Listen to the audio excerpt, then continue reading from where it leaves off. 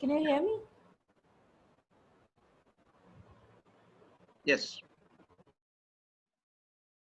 Thank you so much. And today's session would be focusing on the sculptures and the artifacts on various themes of Buddhism which are presently housed in the National Museum. Since I am working as an assistant curator at the museum, so I would be focusing on the National Museum as a case. I would be sharing my screen for the presentation now. Sir, you need to enable it. I cannot share the screen. Yeah, please. Yeah.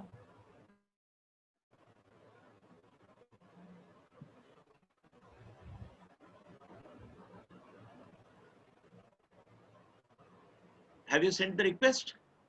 I'm sending it again. Yeah. Yes, I have sent the request. But I can't see.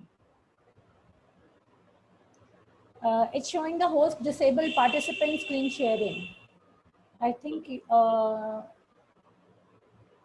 So, what should I do? You need to enable it from your end since you are the host of this meeting. Yeah. But let me see. This is the first time I could not. Where is the share screen?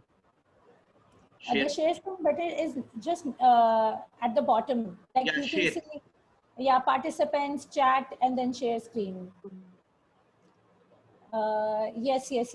So you can share the screen, but yeah, you can share the screen, but I cannot do it. So you need to stop sharing. Yeah. And give, yeah. What to do? I am unable to understand from where I have to. I'm just checking. I'm not getting the permission. You should request, no? That Yes. share screen permission. I'm not getting it. When you shared just now, I could see your screen, but when I'm sending the request, because you are the host, I don't know how the host screen, like you need to give me the permission as a host, then I can do that. Okay, I should add you as the host, no? Yes. Wait a minute, Then I can do that. Wait a minute. Actually, I'm also a temporary host. I'm asking. Sir, excuse me, sir. Yeah. Sir, participants అని ఉంది కదా sir. దాంట్లో make host చేయొచ్చా? దానిలో ఇప్పుడు మీరు host ఉన్నారు కదా, అబీరా దగ్గర మీరు అక్కడ క్లిక్ చేసి కో-హోస్ట్ చేయండి మేడం. అబీరా దగ్గర క్లిక్ చేసి కదా 17 కో-హోస్ట్ గా పెడితే వస్తుంది. కో-హోస్ట్ చేయండి సార్. పార్టిసిపెంట్స్ లో ఇప్పుడు థర్డ్ పేరు ఉంది, సెకండ్ పేరు వస్తుంది నాకు తెలిసి. ఇక్కడ ఆరో మార్క్ ఉంది కదా, అది క్లిక్ చేస్తే మీరు మేక్ కో-హోస్ట్ అని అడుగుతుంది, అప్పుడు కో-హోస్ట్ చేయండి. మేక్ అబిరాలో కో-హోస్టా? Make host, yeah. Yes. Yeah. Yeah. అయ్యో హోస్ట్ ఇచ్చేసిరా? ఓకే, పర్లేదు. పర్లేదు కాదు. yes, Abira, you can. Hello.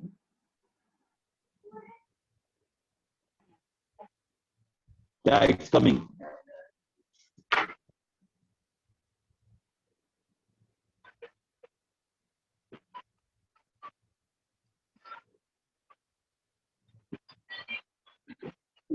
Can you see the screen? Yes, madam, it is visible. Okay. So as I was talking about, the presentation would be focusing on the collection of National Museum. Recently, my colleague Dr. Samahak and I did an exhibition, an online exhibition on in collaboration with ICCR. So we had selected few objects in that exhibition, and also we did a virtual exhibition on SEO. So I would be presenting a part of that virtual event. So can you kindly mute other participants, because I can, like, there is a lot of disturbance at the background. ওটা রাতে রেখেছিলাম, সকালবেলায় ওটাকে ঘরে দিয়ে আসতে হতো। দাঁড়াও।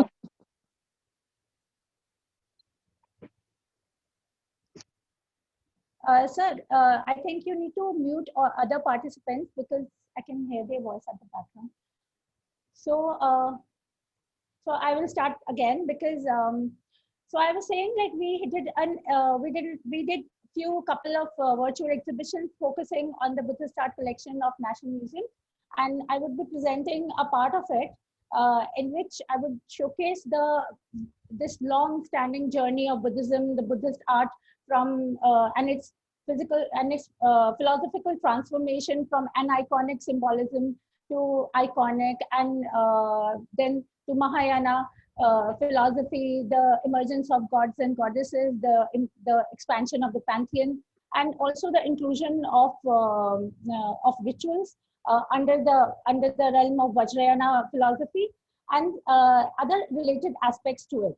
So just to give an overview, like we all know about the early Indian art and how the Jataka stories are important while we are tracing this Buddhist, this journey of Buddhism. So we have few pillars from the Shung period and also from the National Museum collection.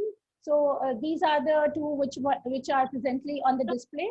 And Sama and I, we are also involved in curation of a new museum actually in the National Museum, in which we are we are reorganizing the artifacts and we are putting them in a new manner. So these artifacts are also part of that exhibition. So the first one, it showcases the Suvarna Karkata Jatak, and the second one is actually a medallion. The frontal part is in form of the Jatak, which showcases a mixture of two Jatak. One is Chadant, another is related to the deer. And at the back, you can see an architectural panel in which there is a peeping spectator. Then when we talk about an iconic symbolism, and we need to see the artifacts from Satvahana and also from the Nagarjuna-Konda. So from the Satvahana period, we have this turning of wheel. We all know about the first sermon of Buddha at the Sarnath, and how it is important for this whole physics of the philosophical transformation from the Theravada to the Mahayana and to the Vajrayana and its symbolism. We can see the presence of Buddha is showcased by the throne and the wheel, and also if we see it, like if we focus at the bottom of the panel, there are footprints of Buddha present there, and the whole composition is surrounded by the worshippers who have gathered from the heavenly realms, and they are worshipping the unseen presence of Buddha. The second is the stoop slab from Nagarjuna-Konda, and we see the motifs of Tri Ratna. We see the ambrosia and the Poon Ghat, and also the Bharvahaks. So we see the decorative motifs and also the religious motifs. They are amalgamated, and they are very important when we study the early Indian art.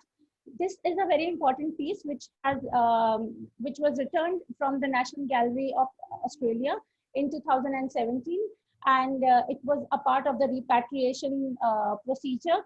And Professor Amreshwar Galla, he was very much instrumental in the repatriation thing, in which the object was it came back, and this is again a very significant sculpture in which we see the worship of empty throne. The throne is again, like we had seen the same in the Satvahana, and this is also from the Satvahana period, but the rendition is a bit different. And we, like, apart from the unseen presence, we also see this same theory is used in depicting life scenes of Buddha.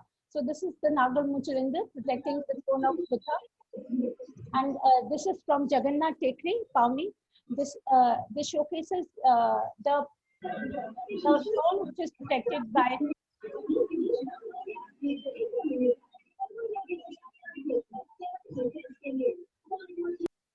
this showcases the throne which is protected by the Naga Muchilin. This is a very important motif which we also see in Southeast Asia, especially in Khmer art and also in Dwaravati art, But then the context of Nagamuchaling, it changes. And there, since in Khmer and especially in Southeast Asia, the dominance of Vajrayana was also very prominent. So this motive, it changed and it amalgamated with the concept of Mahavirochan also. So that's a very different context. But then when we trace it from the early Indian art viewpoint, we can see its representation in an iconic form. The second is the Buddhapad. And I would like to point out, like recently when we were installing this exhibition, Sama, she found out an inscription. She's also here in the meeting right now. And we asked Srinivasan sir to help us out. And there was one of the scholars in our close group, like from Srinivasan sir's group, who helped us to know about the inscription.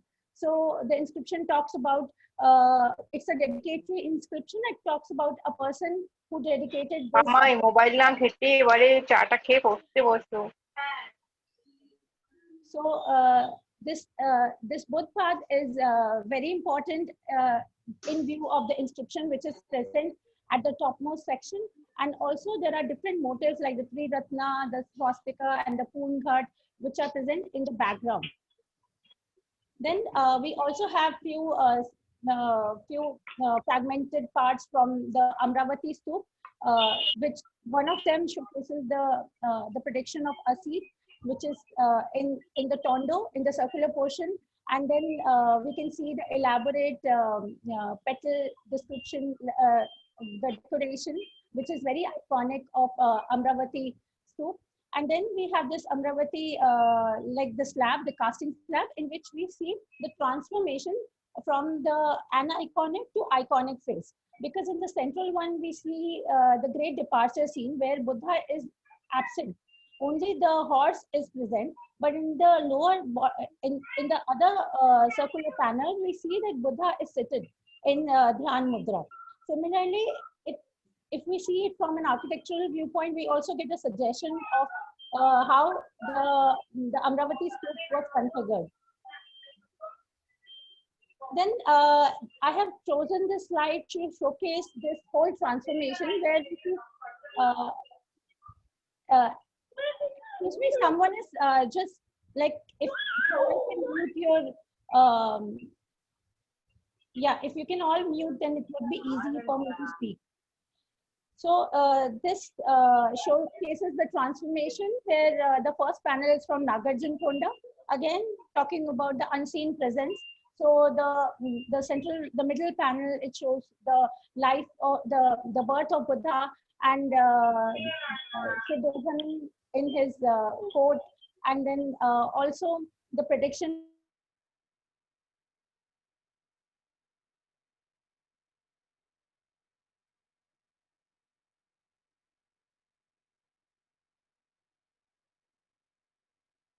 Ma'am, your voice is not audible, ma'am. You are unmute. You are on mute, madam. Yeah. Can you hear me now? Yeah, ma'am. Ma'am, you are on mute. Please unmute. Right. Yes, I have a. So when I was talking about the whole transformation from aniconic to iconic representation, so the first panel I have chosen to showcase this this unseen presence of Buddha, in which the central panel is depicting the birth of Buddha, and the following one are showcasing the palatial scenes in which the presence of Shuddhodhan is repeated again and again, and also the prediction of Asit is there. So in this we see this unseen presence, and the second is from Gupta period. So from 2nd century, we can see this this shift which came with the Mahayana phase, in which Buddha was seen as a human in an anthropomorphic form. Like in the lowest panel, we see again the dream of Maya, the white elephant entering the womb, then the birth, then Buddha leaving the palace, which is the great departure scene, and then the tonsure scene and the Nag Kalika scene, and then Buddha is in a meditative posture. And at the top, which is broken, it showcases two scenes. One is the first sermon, and another is the enlightenment.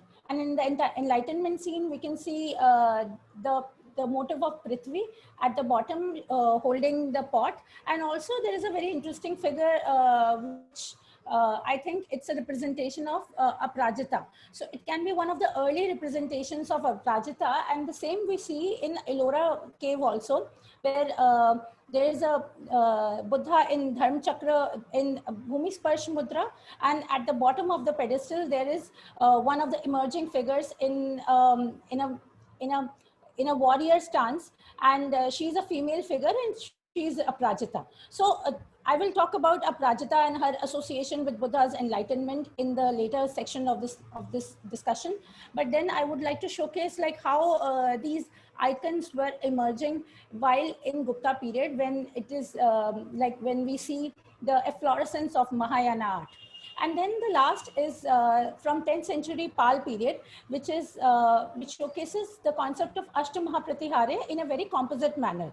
So in early art, like we could see from Kushan, like there were separate panels showcasing different life events of Buddha. But now in the Pal period, we see a very composite representation where there's 8 events, the main 4 and the minor 4 are depicted within a single format, whereas Buddha in Dharma Chakra is Buddha in Bhumi Sparsh is in the center, and then from the bottom, from the clockwise direction, we start with the nativity, and at the top there is Mahaparinirvan. And the bottom of the pedestal where Buddha is the center of the central Buddha, there are these 3 daughters of Mar. So when we see Pal period sculptures, the concept of enlightenment is very important, because enlightenment is also associated with the concept of emptiness. Because in Mahayana, and especially in Pal period, when I will be discussing the Pragya Paramita Sutra, and also the discourse where the Pragya Paramita Sutra discourse, actually it emphasizes enlightenment, but the concept of enlightenment is changing, and that period coincides with Pal period. So we see a plenty of depiction of this similar kind of Dharma Chakra Buddha and also enlightenment Buddha. Then I have taken few sculptures which showcases the individual representations from the life events of Buddha. Like we have the descent of Trayatrimsa heaven, where Buddha is flanked by Brahma and Indra, and then there is a parasol, and also the depiction of the 3 staircases can be seen at the bottom of the elaborate lotus pedestal. And in the center, we have the Buddha in earth touching pose. As I was saying, the earth touching pose was very important with regard to its philosophical significance in the Pal period. And apart from the philosophical and iconic, like if we see the style of this sculpture, the pedestal, the back throne is very important, which showcases the similarity with the Kurkihar bronzes. So this throne having a lintel bar with leoglyphs on the 2 sides, and then an elaborate halo at the top, is very much of Kurkihar style. But then we have found this sculpture from Sarnath. So like in the Pal period, there were 2 dominant styles which was determined by the Nalanda. Then there were regional styles also, like Kurkihar. They were like in Jewari. So the stylistic delineation is also very important when we study about Buddhist art. Similarly, the last is a votive tablet from Nalanda. It is divided into 2 sections, actually 3 sections. The topmost section is broken, but the central one showcases this concept of Buddha art touching. So Bhumi Sparsh Buddha is shown, but now we can see the architectural configuration of the Bodh Gaya temple also. So the artists, they were experimenting with different styles, And then they were also experimenting with different stylistic elements. So this is a very good representation of the Bodh Gaya temple, in which we can see the superstructure, and also there is a dedicatory inscription. And then the second part, the lower roundel, it comprises the famous the Buddhist creed, which is of dependent origination. So talking about the anthropomorphic representation of Buddha, we have also Buddha representation from Taxila. This is the painted stucco from Kushan dynasty. And then the other one is Gupta Mathura style from Kushan period. So the earlier one is like 3rd century and another is 4th century. The second one from the Mathura is very important when we see the elaborate halo, and many of the art historians, they talk about this sculpture. This is a very important piece where they say like the halo, the rim of the halo is like Gaj Hastinak. So it's like like the nail of an elephant. And at the bottom, if we see, there are the representation of the 5 disciples of Buddha.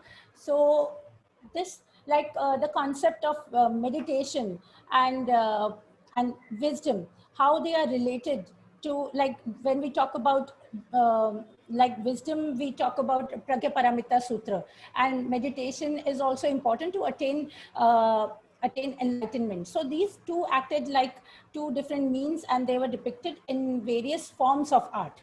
Then we also have a lot of bronzes in the National Museum collection. One of them is Popnar from Madhya Pradesh, which is from 5th century. It's the Gupta Vakataka period. The National Museum collection has 7 such sculptures, and they are iconic in itself. And then in the center, we have this Nalanda bronze of standing Buddha.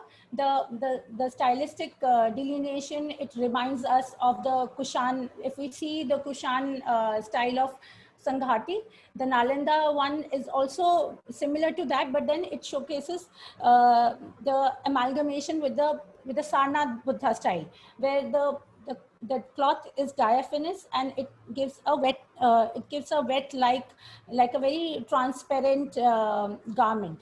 And then the last is of seated Buddha seated in Bhadrasan from South India. So we have different kind of Buddha figures in the which are from different chronological phases and of different stylistic phases in the National Museum collection. Then talking about one of the major events, that is the Mahaparinirvan, because Mahaparinirvan not only talks about the transformation or the transcendence of Buddha from the realm of mortality to immortality, but then it also helps us to understand the significance of wisdom when we will be talking about the Mahayana phase. So in this is an early representation from the Gandhar, 2nd century. And then we also have the similar depiction in form of a votive stupa from the Pal period. This particular votive stupa has all the 8 depictions of the 8 events on different sides of the different sides of the drum of the stup, and this is on display in the bronze gallery. Then we have one lintel which depicts the elephant carrying the Buddha relics. So this is again, we see the aniconic depiction, and but then this is from the aniconic phase, where like we see elephant, and the elephant are holding these caskets, these relic caskets, and they showcase the distribution in the 8 kingdoms, the Lichavis of Vaishali, the Shakyas of Kapilavastu, the Kolyas of Ramgriha, and Mallas of Pava. So we all know about the story and how it is codified in the Mahaparinirvan Sutra.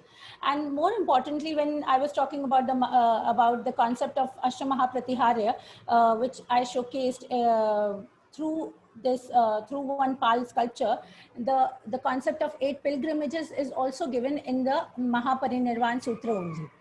So now talking about the expansion of the realm of Buddhism. So Buddhism is not only limited to the life of Buddha and the events of Buddha, but then we also see the concept of bodhisattvas, like the 8 bodhisattvas, and then the inclusion of the female bodhisattvas.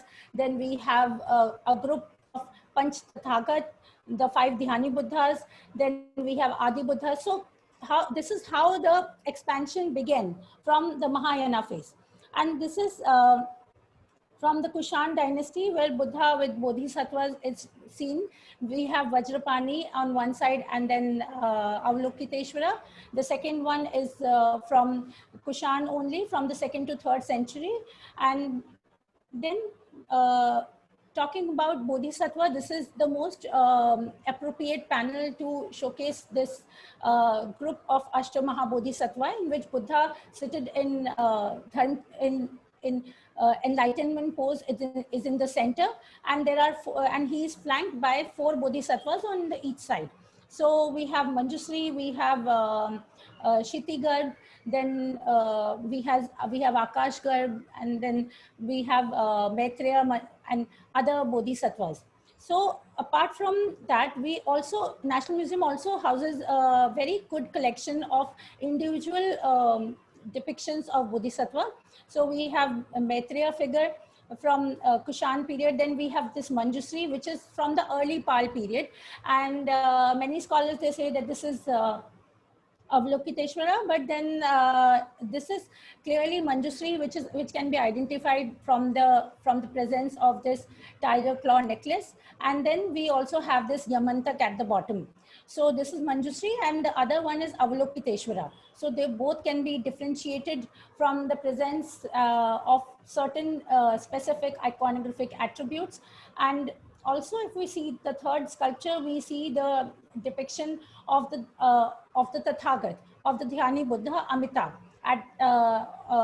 embedded on his coffin. So this is a 5th century sculpture, but we can see how this expansion of the pantheon began during that period. And we have the text, we have Goha Samaj Tantra, which talks about the five Tathagat and the associated rituals with them. And that's an early text. So we know how it was transforming in form of art. Then we have different forms of Avalokiteshvara. The Sadhanamala is one of the important texts which talks about the different sadhanas and the associated forms. So Loknath with Tara and Brikuti, then Avalokiteshvara within Mount Potalack, attended by Sita, Tara and Brikuti. So this is the central figure. We have a very good representation in Indian Museum also. And recently, while Samay and I, we were installing this exhibition, we came across this sculpture and we tried to identify this. So what we think it is the Avalokiteshvara within Mount Potalack. Because we can also see the suggestion of the flora and the fauna. There is a snake and the Panch Tathagat, and he is doing this Dharm Chakra Mudra, which is given in the text, and it actually matches with the Indian Museum sculpture. Then we have Simhananda Loknath. So apart from Avalokiteshvara, again talking about Manjusri, we have, like I have taken it from the later period, since National Museum collection is not only delimited to till the early medieval part of India, but we also have a very good collection from Nepal and also from Tibet. So these two are from Nepal. The one in the center is Manjusri, attended with the 2 female forms, which are Pragya Paramita, and the other is Manju Ghosh. So in the top there is Manju Ghosh, then there is Manju Vajra, and then there is a Tara.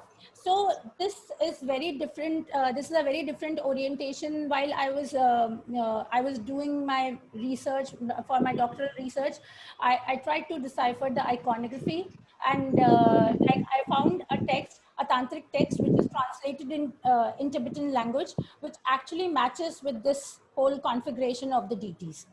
So then we have Manju Vajra. So these are the, like Manju Vajra is also known as the Adi Buddha, and it is given in the Manjusri Nam Sangiti.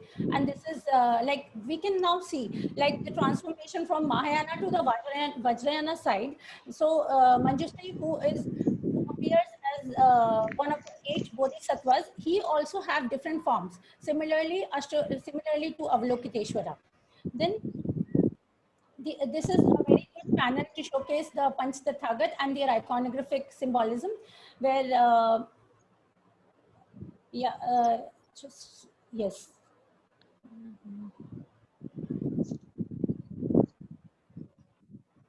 Just a minute. Yes. So we have Amog Siddhi, Ratnasambha, Vairochan, Akshobhaya, and also Amitabh. These are the 5 Dhyani Buddhas.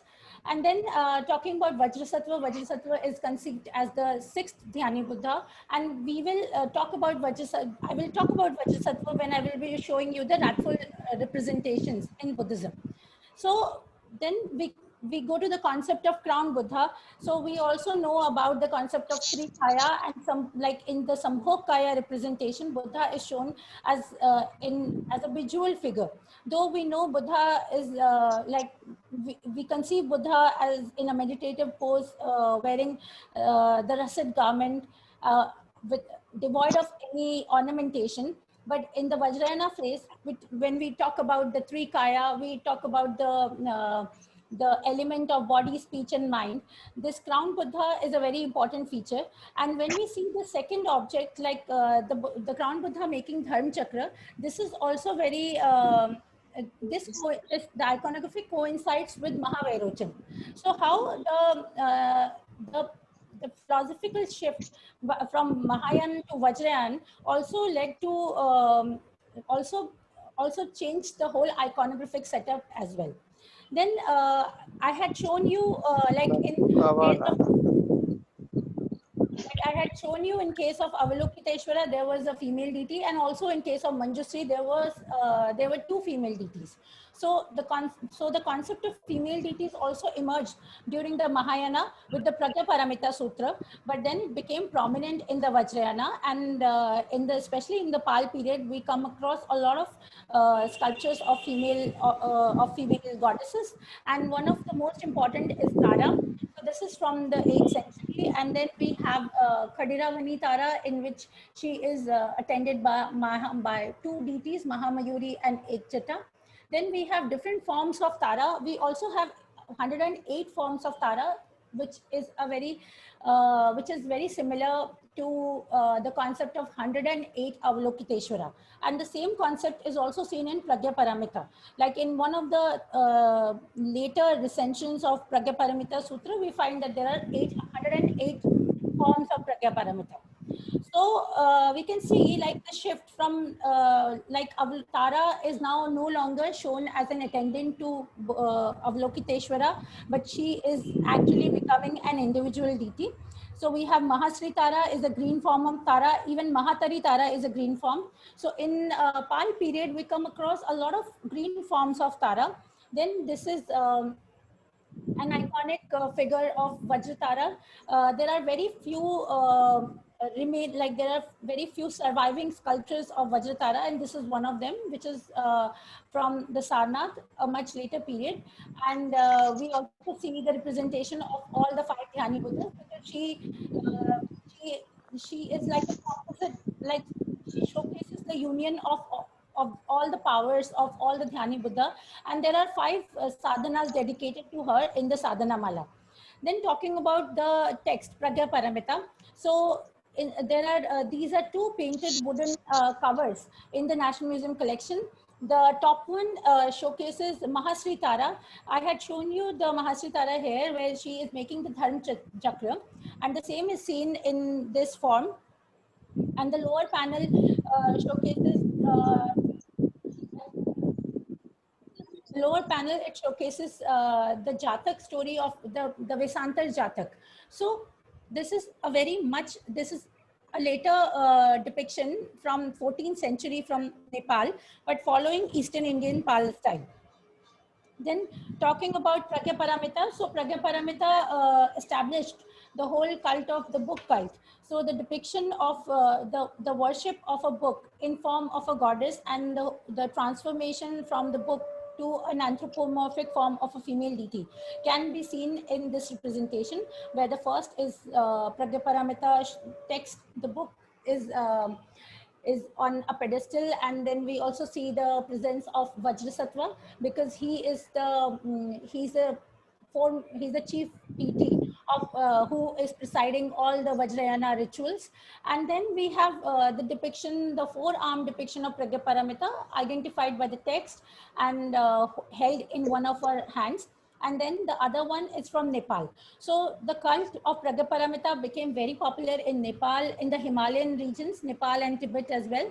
And it also it was transmitted in Central Asia and also in the parts of Southeast Asia as well. Apart from that, we have other deities like Vasudhara. We have two-armed Vasudhara, and then also six-armed Vasudhara from the National Museum collection. The six-armed Vasudhara looks very similar to Pragyaparamita, but then she can be differentiated by the presence of the corn of sheaf, which is absent in case of Pragyaparamita images. Then we have Chunda images, like the central image from Bodh Gaya has an inscription, also a dedicatory inscription,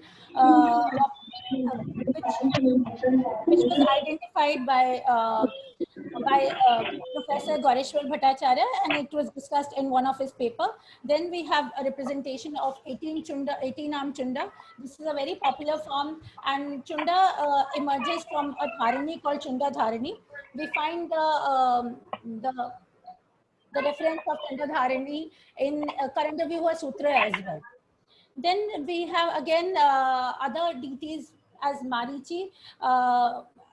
While doing the installation, we again found an inscription which is at the back of this sculpture, and Professor Rajat Sanyal, he was very kind enough to tell us about this dedicatory inscription, which mentions the name of the donor and also the Buddhist creed. And similarly, we have this 8-armed Marichi from Bangladesh. It showcases, this is a very unique sculpture in its form, like showcasing all the subsidiary or the attending figures to Marichi. And also in the top, we see the motif of the sun and the moon. Then Marichi is also depicted on the Ashtasahasrika Pragyaparamita Sutra. This is from Nepal, and in the center we can see the depiction of 6-armed Marichi. The Marichi figure can be differentiated by the excrescence of a sow, like it can be seen at the side of her ear. And then we have these Bodhisattva forms. So we have seen like the importance of the Dharinis, and also there was another cult, the Raksha cult. So we had this whole concept of Pancharaksha emerged. These are the spell-invoked deities, and Mahapratisara is one of them. This image is also from the reserve collection. Then we also have this Pancharaksha manuscript from the Eastern India, where like we don't have the 5th one, but the 4 leaves, they showcases the Mahapratisara, the Mahasitavati, and how they can be identified through color symbolism and also the different attributes. Then this is also in the reserve collection, where in the center we can see this figure, like in the center there is Buddha, and I was talking about Aprajita. So I think this is also a representation of Aprajita. And then we have Ekajata at one corner. It is a ratful depiction. And then we also have this figure which looks much like it can be Mahapratisara also, or because only 3 heads are visible, and it can be even Vajratara. So the iconography poses a lot of challenges at times, but then this sculpture is a very good and it's a very comprehensive depiction of how the cult of female deities was actually gaining equal importance, equivalent to Buddha. And when we talk about if I go back and see the Pragyaparamita Sutra, the Pragyaparamita Sutra is considered as venerable as the relics of Tathagat. And it is actually the central theory of emptiness and non-duality. So that's the whole reason why I was emphasizing the concept of enlightenment in the beginning. And then the last phase of Vajrayana, when we see the formation of wrathful deities, so we can see Trilok Vijaya. This also has an inscription at the back, which is published by Rob Lindroth, and it is again a donor inscription. And we see the Chakrasambar, 12-armed Chakrasambar doing the Vajra Hunkar pose, and he is trampling Kalratri and Bhairav. And this Vajra Hunkar pose is actually it denotes the union of wisdom and skillful means. So we had seen the concept of female and male divinities. So in Vajrayana Buddhism, it emphasized, when we talk about emptiness, it actually emphasizes the concept of genderlessness, where attainment of enlightenment is not determined by gender. Attainment of enlightenment actually leads you to non-duality, where there are two principles, which is wisdom and which is skillful means. When they combine, they lead you to the path of realization of enlightenment. So this image, like this image, or when we talk about, like when we see the later images, like I will showcase this whole, how the wisdom and skillful means are combined, and how they are taking a form of an icon. And then this is a very important to showcase how the transformation from benign to wrathful. Like this benign to wrathful was not only occurring with respect to male deities, but also in female forms. We see the emergence of the Vajrayogini cult, which where she is stark naked, she is red in color, she is filled with passion and eroticism. And though she is venerable, she is in a contemplative mode. She is bejeweled with a garland of human skulls. And then she is having all the marks, like the 6 marks, which determines that she is the enlightened being. So this shift from Mahayana to Vajrayana can be easily traced if we see this journey of visual forms from the early period to the Pal period. And then talking about union, so this is Vajra Hunkar with Sattva Vajri. This is also in the reserve collection.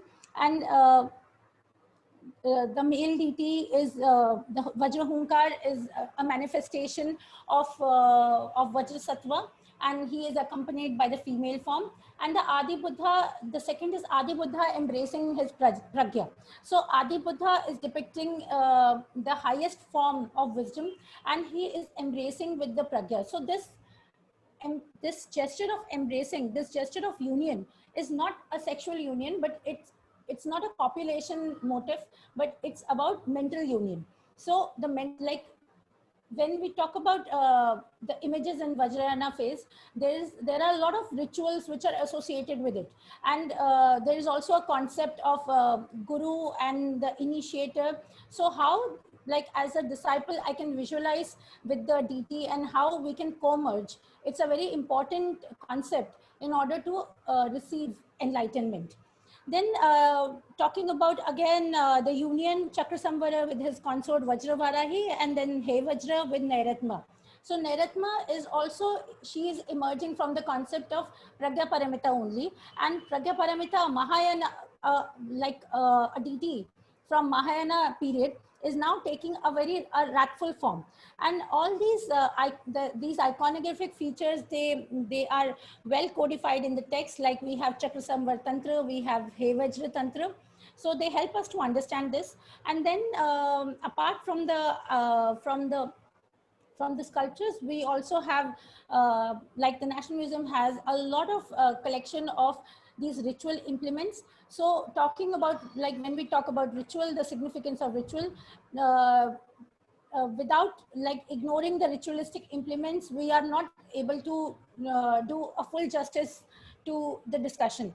So therefore, I included these various implements, which comprises of a bell, a vajra, a tantric stick, then keel, the prayer wheel, and also the Vajrayana, the Vajracharya priest. So this is from the Nepal.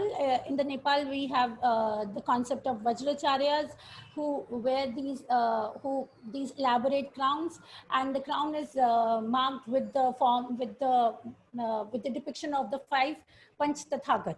So the guru and the initiation process and the visualization process, the concept of mandal, they are all depicted through these visual means. Then we have talking about the mandal, we have this Vajrayogini mandal. This is a much later depiction, but when I was showcasing the earlier depiction, this is a colored depiction. It is in a form of a circular mandala form with this triangle in the center and showcasing the union of the male and the female principle. And then we have a lot of wooden panels in our collection. Like this one has Bhaishya Guru. We also have panels in which there are depictions of the Siddhas, the 64 Siddhas. Then I would end my presentation with the votive stupa, which actually denotes the concept of emptiness. Since everything, like in Buddhism, the concept of dependent origination, or we talk about the concept like the 4 noble truth, or if we talk about the concept of pragya, they all converge and then they lead to emptiness. And I would like this is one of a good iconic depiction to showcase this concept of emptiness at the end. Thank you so much. Yes, Abira, you can post that PPT so that we can. Yeah. Someone has unmuted, please. ఎవరో మాట్లాడుతున్నారు తెలుగులో, ఒక్కసారి mute చేసుకోండి. Yeah, thanks a lot, Abira. It's 6:58.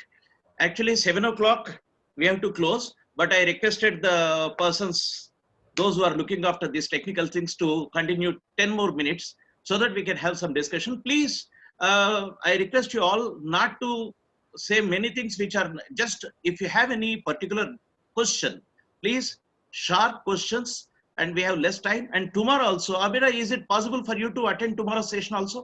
Yes, sir, I would be there. Yeah, so if any doubts are there, any questions are there, we can continue the discussion tomorrow also. So at sharp 6:10 we are closing this session. So anyone who is having a question, just raise your hand so that we can see, and you can directly put the question.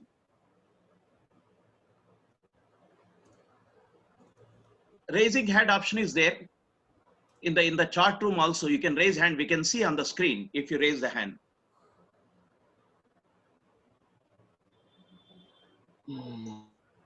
And on behalf of all, I first of all thank Abira for the wonderful presentation, because everyone is saying they wanted to congratulate, they wanted to praise us. So on behalf of all, I am doing it. And any doubts, please, any questions? Vasu, Yeah. are there any bronzes from Nelakondapalli in the museum? Abira, you No. can listen, no? No, sir. There are. We don't have those bronzes. Like from South, we have very limited collection.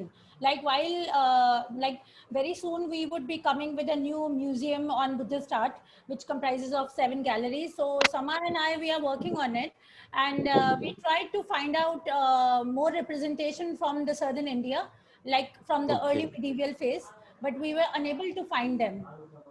Okay, thank you, ma'am. Yes. You showed Kamlesh the Kumar. whole National Museum, and you made us to see the whole museum from my house only. Thank you very much. Thank you so much, sir. Kamlesh Kumar Sharma ji. Hello, Abira. First of all, thank you very much for your wonderful presentation. My question is this, that because you have done intensive research on this Buddhism, have you tried this personally? You have tried on meditation? You do meditation? So I am not a very meditation kind of person. No, because you have done intensive research. That is why, because you have studied different forms of meditation in Buddha, in that Buddha form in meditation. Yes. So many forms of meditation, and you have studied a lot. You have done research, intensive research. So that is why, have you tried meditation for yourself? She meditated through books, I believe. I think I have meditated through books. No. That is what Yeah, Yeah. but yes, like I feel like I am very connected to the topic which which I have studied from my MA days while doing my PhD. And Yeah. sometimes I also feel like I'm reading a new text and I'm coming across something, and then I tell this to Sama, like, look, I found this, and this is like something which is so precious to me. So like physically I haven't tried meditation, but I think while reading and while doing this intensive study, this is also a form of meditation on my part, and Okay. focusing on my work is a kind of meditation. But definitely I would like in the future I would like to do more, and maybe I would join some No. Vipassana and do meditation too. No. This is my humble suggestion that you must do practical. Yes, sir. Yes, Any other question, please? Yeah, Srinivasan garu. Sir, Mukteshwara, sir, please. Good evening, Andy. Just I have 2 points to make, Andy. This is to address to Abhiraji. The point number 1 is she was mentioning a pantheon of female deities, Aparajita and many other female deities. In Buddhist literature, we have the presence of female deities, and why they were not as prominent as other male personalities or in the pantheon.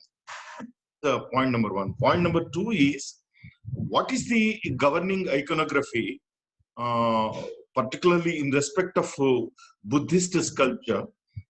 If you take the normal parlance, if you take the Hindu iconography in normal parlance, the Agama Shastras and the Silpa Shastra is the governing aspect. In respect of Buddhist iconography, what's the governing Shastra or the subject which defines which murti belongs to which for which Indra and all? And what is that science which governs the iconography, the sculpting part? This is my second question. Yes. Thank you so much, sir, for pointing out these 2 important aspects. Since the time was so limited, so I was trying to just focus on the important things. But while discussing about the concept of gender, like we see from the Theravada period, in Buddhism, the female aspect was not very much emphasized. They were actually considered very derogatory in the beginning, and they were not even included in the Sangha.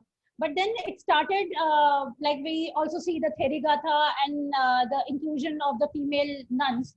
But then when we talk about Mahayana, we find clear indications of female deities. So earlier, like in the early Mahayana phase, we find like a female deity a female form has to undergo gender transformation. She has to become a male to become enlightened. But then in the Mahayana phase, like for example, in Vimalkirti Nirdesh Sutra only, there is one chapter which tells, like there is a conversation between Sarirputra and a goddess who appears in the hall of Manjusri, and she says, like, if you want to become enlightened, you don't need to undergo gender transformation. And she herself, she actually she changes Sarirputra into a female form, and she changes herself into a male form. So she swipes their identity, and this challenges Sarirputra. So this is how, like, we find this in Vimalkirti Sutra. Then we have the whole corpus of Pragyaparamita Sutra. Then we have Arya Manjusri Mool Kalp. So these are the texts. Like there are a lot of texts in the Mahayana phase. Then we talk about, if we talk about Abhira, can I intervene?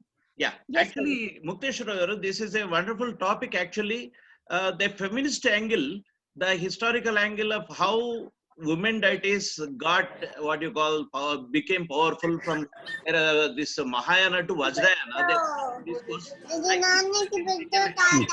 one session for this wonderful session. Actually, we have lots of things to discuss because Tara should cover everything. So because of lack of time, I'm intervening and I'm stopping it. But we can continue this discussion. Srinivasan garu, Sadhanamala is the text which Yes, we get iconographical details for Buddhist images. Sadhanamala. Yes, Sadhanamala is there. And Sekodesha Tika is there. Another book. Wonderful books. These two give us. Yes, sir. Thank you. Yes, sir. So since it is 7:05 and with all, really I'm not satisfied because I'm abruptly closing the session. But tomorrow, this is not the last day. This is the first day. Tomorrow we have ample time. Post to 7:30 also we can continue. From 6 to 8 also we can continue. Tomorrow we have a wonderful speaker, another wonderful speaker from Sri Lanka, Dr. Professor Gamini Ranasinghe, Director General of Central Cultural Fund, Sri Lanka. He was with Jayawardhanapura University. Now he is the Director General of Central Cultural Fund, Sri Lanka. So a great a center, a country which is completely devoted to Buddhism and has lots of things. He is talking about the Buddhist architecture and natural environment in Sri Lanka, especially in Rajgala, and some more sites are there, wonderful sites. So he'll be delivering the talk tomorrow on this sharp at 6 o'clock. And day after tomorrow, we have the speaker, Lumbini, Buddha's birthplace and its archaeology, Dr. Basanta Bidari, visiting professor and the consulting archaeologist of Lumbini Trust, and he is the visiting professor of Lumbini Buddhist University. So I request you all to join tomorrow at sharp 6. As we have started sharp 6 o'clock today, tomorrow also we are not wasting time.